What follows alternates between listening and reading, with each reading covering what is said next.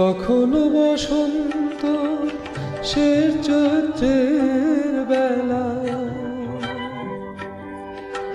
তখনো বাতাস আঁচলে করে যে খেলা,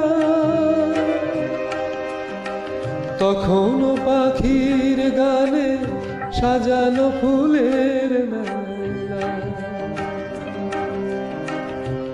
ওদের ওই উচ্ছ্বাস এতটুকু তুমি কি গো তোমার হৃদয়ে পেলে না? যাবার আগে কিছু বলে গেলে না।